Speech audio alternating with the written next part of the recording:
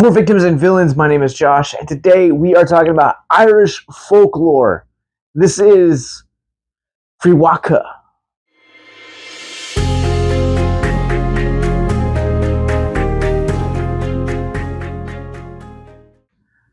Frewaka tells the story of a nurse that goes to live with a brand new patient, and as a result of the new arrangement, uncovers something deadly.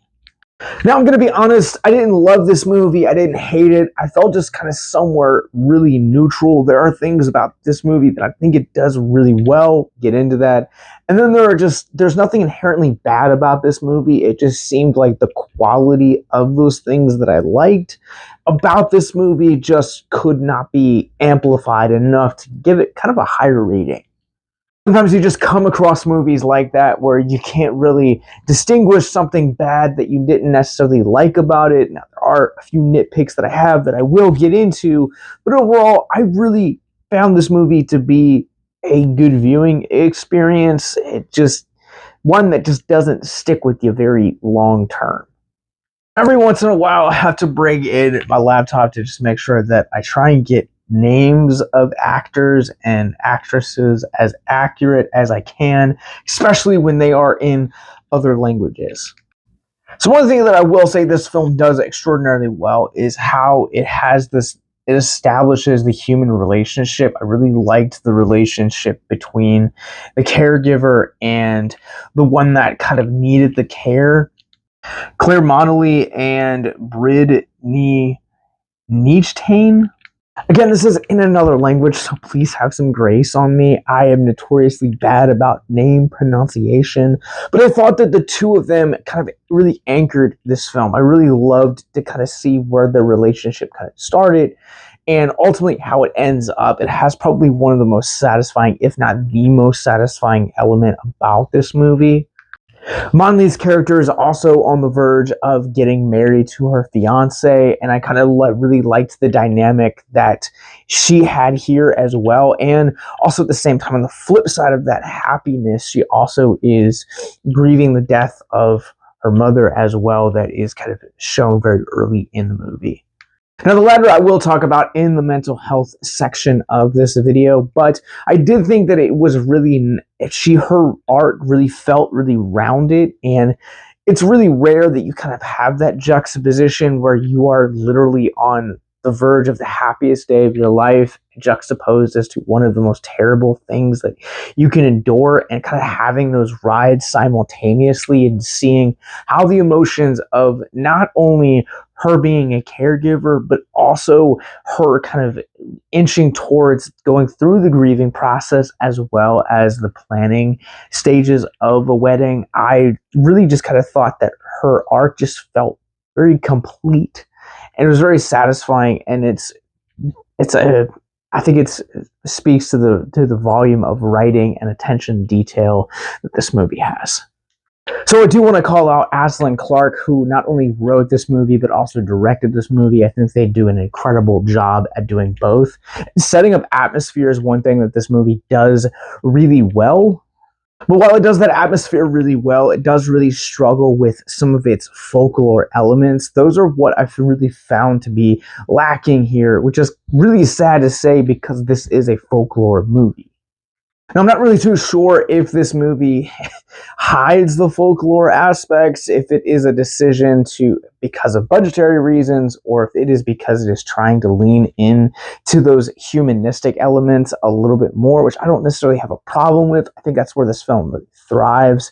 But I think that anytime we really kind of got into the supernatural, it just kind of fell really flat because it really wanted to show you, but it just kind of kept teasing, and it just ultimately just kind of ended up just being very meh. It should also be worth noting that those elements come into the film way too late. Like, it just feels like by the time that we actually start embracing some of the supernatural elements or the horror or the folklore or anything outside of those human elements, it just feels like it's a little bit too late, and it kind of almost feels like it's not necessarily this gradual evolution from where we were to where we're going, but necessarily kind of just jumping off the cliff and saying, this is where we were, and now we're lost.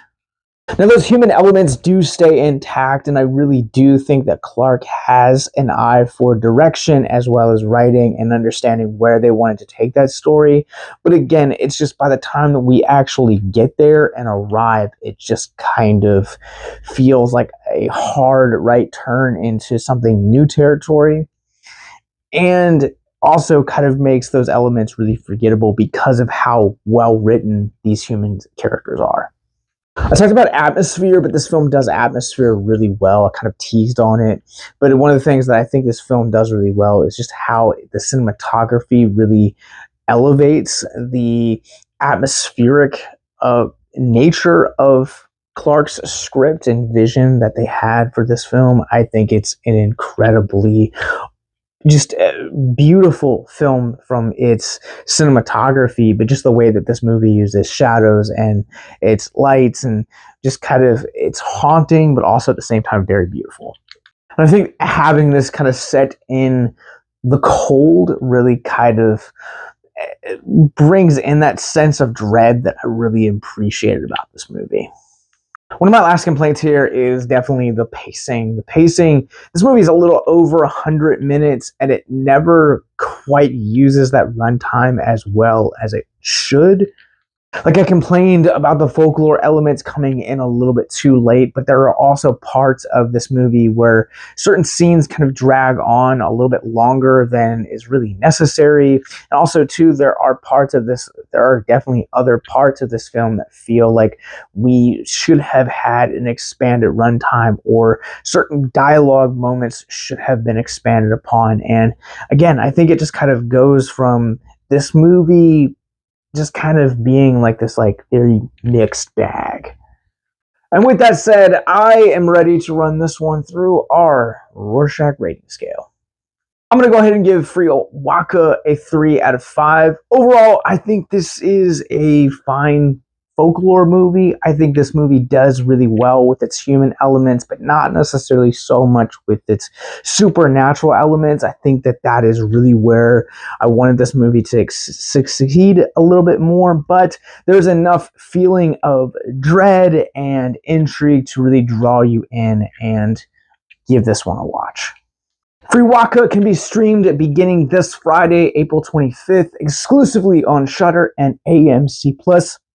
If you guys are currently not signed up for either of those, you can click the links in our show notes below to sign up and maybe even try a free trial.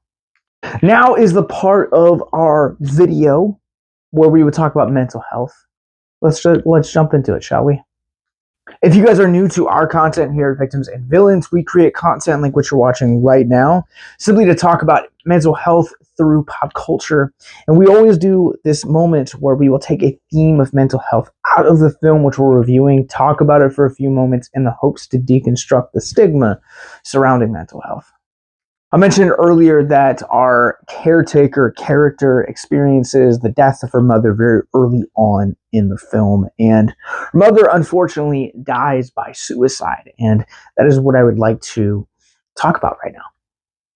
In 2023, there were over 49,000 people that died by suicide. Please let that number sink in for just a second.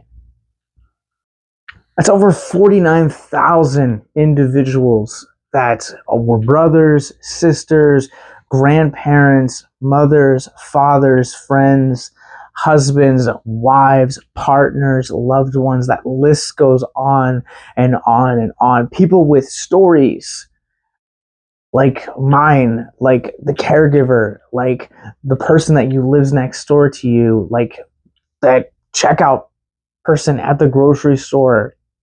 And again, that list just goes on and on. Teachers, firefighters, police people, the local Walmart manager. That list, again, just keeps going on. I once heard someone say that suicide doesn't end the pain. It just transfers it to those that you love. And the reality of it is, being a suicide loss survivor, it doesn't ever sometimes get any easier. As a suicide loss survivor myself, there are still days, even after 16 years later, where I still feel the impact that that has made on my life, or there are still moments of mourning and sorrow and helplessness and survivor's guilt that just don't ever get shaken sometimes. There are 12.8 million Americans that have considered dying by suicide. 3.7 million adults that have made a plan for suicide. And 1.5 million that have actually attempted the act of dying by suicide. One death by suicide occurs every 11 minutes in the United States. I'm telling you this as someone who is a suicide loss survivor, has contemplated suicide themselves, and has also struggled with depression, anxiety, and self-mutilation, that there is hope. Even when it feels like there's not, there is. There are people and resources, services that are designed to connect you to the right resources, including our show notes below, where you guys will find our mental health resource library. I don't really have anything else to add, except if you're watching this and you know someone who may benefit from that resource library, please share it with them. Please share them and send them this video to let them know that they are worth it. They have every reason to keep on living. Tomorrow needs you. Frewaka starts streaming on Shudder this Friday, April 25th. In the show notes below, you guys will find not only the previously mentioned Shudder sign up link, our mental health resource library, but also that follow button so you guys never miss a spooky moment here at Victims and Villains, as well as more movie reviews like this, our podcast network, social media, and how to support us via Patreon and Paramount Plus. Until next time, remember to keep it classy and keep it spooky.